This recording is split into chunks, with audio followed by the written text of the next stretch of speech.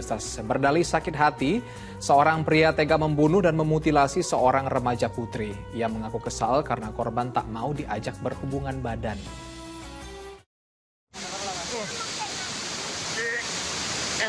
Warga Kabupaten Bantaeng, Sulawesi Selatan seketika heboh kala menemukan sesosok mayat wanita di pinggir sungai Biangloe.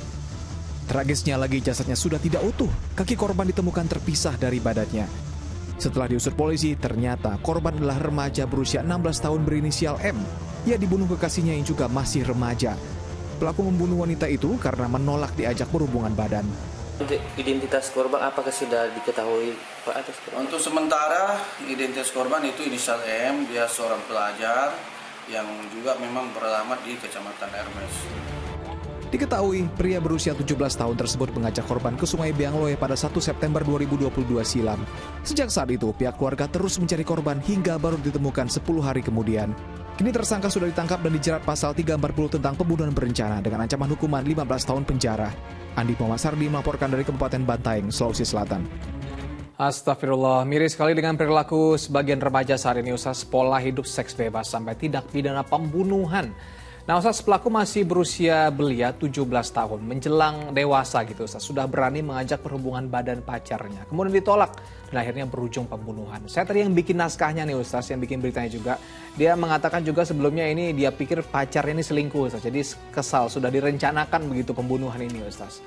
Nah, tindak pidana yang seharusnya tidak dilakukan oleh anak-anak usia remaja zaman sekarang. Nah, Ustaz, ini kasusnya cukup berat begitu ya. Sudah pembunuhan juga, zina juga. Nah, bagaimana menurut Ustaz? Apa yang perlu diperbaiki nih Ustaz sebenarnya? Pertama tentu saya prihatin ya dengan adanya berita ini.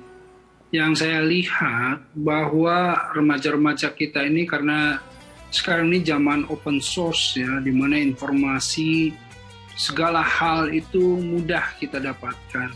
Nah, disinilah pentingnya tindakan preventif sejak usia dini kita menanamkan kepada anak-anak kita bahwa apa-apa yang berkaitan dengan zina ya itu perlu dijauhi, sebagaimana kalau dalam Al-Quran wala taqrabuz zina innahu kana fahisyata wa sa'a sabila. Jadi jangan kamu mendekati aja sudah nggak boleh, apalagi melakukan zina. Karena sesungguhnya zina itu perbuatan keji. Nah, kita harus memberikan pemahaman ya, kita install kepada anak-anak kita sejak kecil bahwa tidak bolehlah mendekati zina. Kemudian hal-hal yang berbau pornografi kan sekarang itu dengan mudah didapatkan karena sistem pop-up, algoritma dan lain-lain di dalam sosmed ya, di dalam gadget-gadget semuanya itu akan kemudian mudah sekali. Nah, disinilah kemudian godol baso. Bagaimana mereka menundukkan pandangan secara esensi gitu ya. Jadi bagaimana kita itu melakukan tindakan preventif. Nah, kemudian jika sudah masuk remaja, nah disinilah kita juga harus ikut ya mengawasi dalam arti kita ikut membimbing mereka.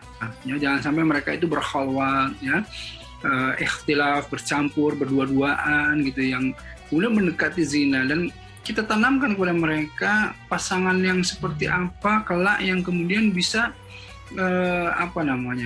memberikan ketenangan, kebahagiaan di masa depan. Jadi jangan asal memilih teman, apalagi nanti pasangan ke depannya gitu. Nah, ini hal-hal seperti ini sebaiknya dibicarakan sejak dini ya dengan anak-anak kita, ditanamkan sejak dini permasalahan tauhid, permasalahan godol basor, permasalahan tadi zina dan lain-lain. Inilah yang insya Allah ya, gempuran seperti apapun yang namanya media informasi saat ini, setidaknya ada barrier secara syariat dan tauhid di dalam anak-anak kita, insya Allah. Nah, Ustaz, khusus membahas masalah pergaulan bebas remaja yang berujung pada pacaran dan seks bebas nih, Ustaz. Apalagi tadi Ustaz bilang seharusnya sudah begitu banyak, apalagi media sosial sekarang kita bisa akses apa saja gitu, Ustaz. Lalu di internet kita bisa buka apa aja ya, maupun ya mohon maaf, pornografi pun mudah sekali gitu diakses sekarang begitu, Ustaz. Nah, soal kita pacaran nih Ustaz, bagaimana seharusnya memberikan pelajaran terkait masalah ini? Di satu sisi, anak memang fitrahnya menyukai lawan jenis gitu Ustaz. Dan disebutkan juga bahwa ya kalau zaman sekarang saya juga nggak mau beli kucing dalam karung kalau misalnya berdekat dengan orang. Nah, mungkin ada kiat-kiat dari Ustaz ketika kita menyukai seseorang, saya cinta dengan orang ini, nah pendekatannya seperti apa agar tidak melanggar syariat-syariat Islam Ustaz? Sekaligus juga saya juga nggak beli kucing dalam karung gitu Ustaz. Nah, permasalahan kucing dalam karung itu mindset antum itu. Oke. Karena masalahnya kalau kita lihat yang namanya ta'aruf itu, ya itu bukan kemudian kita ketemu dan kemudian menikah, enggak, tapi kita mengenal lebih jauh seperti apa tanpa kemudian melanggar syariat. Oke. Gitu. Jadi anak itu didorong untuk melakukan ta'aruf, perkenalan dengan misalnya bersama-sama, ya jangan berkholwat itu kan jangan berdua-duaan, tapi kalau bersama-sama kan tidak masalah. Bersama-sama dalam kegiatan-kegiatan di kampus, kegiatan-kegiatan di sekolahnya, ya saling mengenal seperti apa, kemudian kita tanamkan nilai-nilai bagaimana sebetulnya pasangan-pasangan yang kemudian nanti insya Allah akan membawa ketenangan, kebahagiaan gitu. Jadi nilai-nilai, jangan terlalu melihat kecantikannya, kekayaannya dan lain-lain. Kalau seandainya itu tidak didasari dengan keimanan, itu semua percuma gitu kan. Sebaik-baiknya kekuasaan di tangan orang yang soleh, sebaik-baiknya kekayaan di tangan orang yang soleh. Nah, jadi kesolehan menjadi penting. Tetapi soleh juga tidak bisa kemudian tanpa yang namanya implementasi sosialnya gitu ya. Jadi amalan-amalan yang namanya hablum minan nasnya.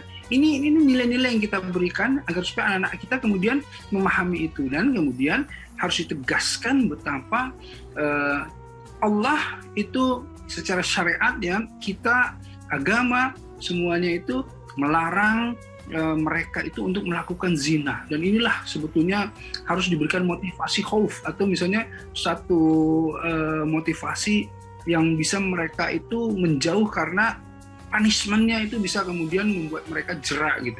Nah, di sini kita tanamkan gitu. Nah, sesuatu inilah yang harus kita berikan kepada anak-anak kita. Kurang lebih begitu. Nah, Ustaz, kalau misalnya kita suka sama seseorang, cara mengenalnya nih gimana Ustaz sebaiknya? Misalnya mungkin ada pacaran ala Islam mungkin gitu Ustaz, supaya kita bisa mengenal pasangan kita lebih baik. Karena kan mindset orang kan seperti Ustaz bilang tadi, kalau misal ta'aruf tuh ketemu langsung nikah. Padahal sebenarnya kan nggak gitu Ustaz. Nah, cara mengetahui baiknya gimana Ustaz? Itu yang tadi sudah saya sampaikan ya, sebetulnya bergaul dengan kegiatan-kegiatan di sekolah, kan kita bisa mengenalnya gitu ya, bersama-sama melakukan hal-hal kegiatan-kegiatan, kan banyak kegiatan organisasi di sekolah gitu. Makanya jangan kemudian ada ya, saya juga melihat zaman dulu saya sekolah itu orang yang kalau kenalan sama pasangan itu pengennya berdua-duaan gitu, itu menjurus itu. Nah, kalau kita itu bersama-sama misalnya begitu ya, melakukan sesuatu, kemudian tentu ada ketertarikan ya, dari ketertarikan itu kita melihat ya, tetapi tetap dalam koridor-koridor positif. Jadi pergaulan-pergaulan yang nonton bareng oke, misalnya begitu ya, kemudian jalan bareng oke gitu, tapi tentu tidak berkhalwat, tidak berdua-duaan dan lain-lain. Nah, ini yang jadi masalahnya gitu. Nah, disinilah sebetulnya bisa, sangat bisa, jangan bicara nggak bisa gitu ya, harus pacaran enggak.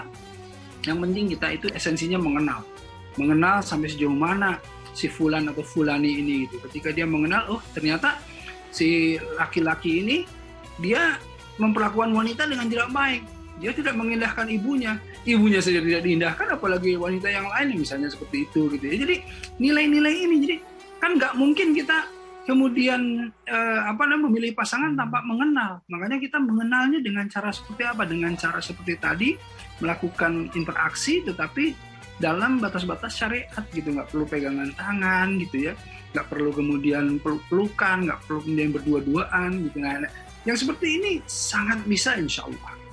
Jadi intinya diisi dengan kegiatan-kegiatan positif gitu Ustaz, yang membangun gitu, yang bisa membangun syariat Islam kita juga, yang bisa menambah iman kita juga, kita bukan berdua-duaan atau apa. Yang pentingnya itu jangan dekati zina. Kalau udah masuk tuh tidak susah keluarnya gitu Ustaz ya.